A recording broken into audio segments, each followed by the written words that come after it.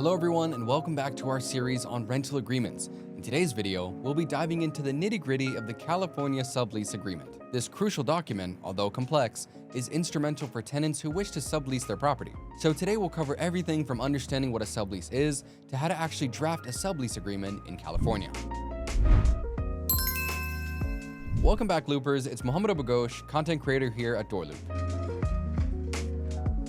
A California sublease agreement is a legally binding contract that allows the original tenant of a property, the sublessor, to transfer all or part of their rental property rights to the new tenant, the sublessee.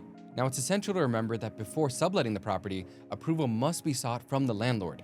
Now, you might wonder why a sublease agreement is necessary in the first place. Well, there are several reasons. For example, the tenant may wish to lease a significant portion of the property, or perhaps they wish to lease the entire property to another party. It's also common for tenants who plan to be away for an extended period of time, but want to maintain their rental rights and move back in once the sublease is over. Subletting is also a viable option for tenants who wish to permanently leave the property, but want to avoid any penalties for breaking the original lease agreement. When you sublease, you're not signing a lease agreement with the landlord. Instead, the sublease agreement is between the subtenant and the tenant. This agreement is needed whenever a tenant wants a subtenant to occupy a residential unit that is currently leased, regardless of whether the tenant plans to continue living in the property or not. California's sublease regulations are stricter than most other states, so it's important to approach this process with due diligence and caution.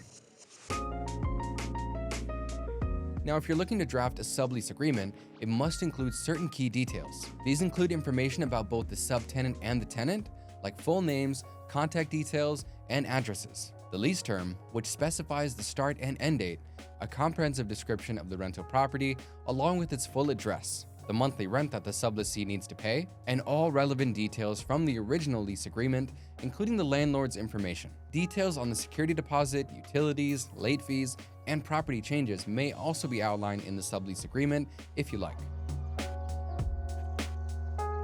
Writing a sublease agreement might seem like a daunting task, given its complexity and the level of responsibility the sublessor must take on. However, here's a simple breakdown of how you can craft a sublease agreement that complies with California law. You'll want to start by identifying all parties involved in the contract, followed by defining the lease term.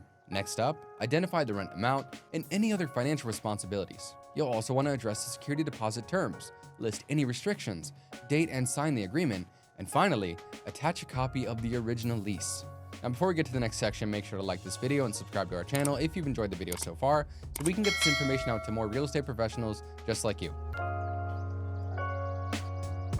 Subleases in California are subject to stringent regulations to protect all parties involved. It's essential to understand these rules before you sublet your apartment to avoid any fines or legal trouble. These laws govern aspects such as security deposits, obtaining consent to sublet, rent increases, and eviction processes. It's also essential to understand that as a sublessor, you're bound by all California laws governing landlord-tenant issues alongside the terms of the original lease and sublease agreement. Now, if you're thinking that all this seems way too complicated or time-consuming, don't worry.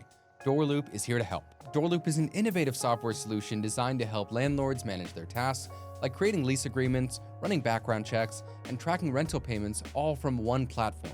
It even has e-signature capabilities, allowing you to get subleases signed in a matter of seconds. It simplifies the process of creating reusable sublease templates, and it even helps you find the best tenants by screening your prospects quickly. If you want to see DoorLoop in action, schedule a free demo today at the link down below. With that said, subleasing when conducted responsibly can be an excellent solution for tenants needing flexibility with their lease terms. But you should always remember that as a sublessor, it's crucial to uphold your obligations under the law, the original lease agreement, and the sublease agreement. By doing this, and by ensuring you find a reliable sublessee, you can protect yourself from the repercussions of early lease termination. Now, before we wrap up, let's quickly run through some frequently asked questions about subleasing in California.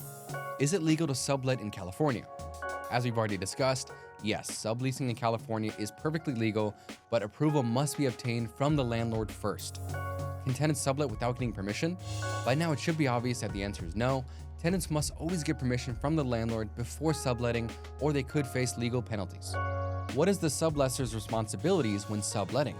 The sublessor must comply with all relevant California laws, as well as the terms of the original leases and sublease agreements as we've already covered earlier in this video. Now, this may include things like returning the security deposit within 21 days after the termination of the lease and giving the sublessee 3 days written notice to leave or pay rent. If you want to keep learning about real estate and property management, check out the next video in our series. We'll see you soon.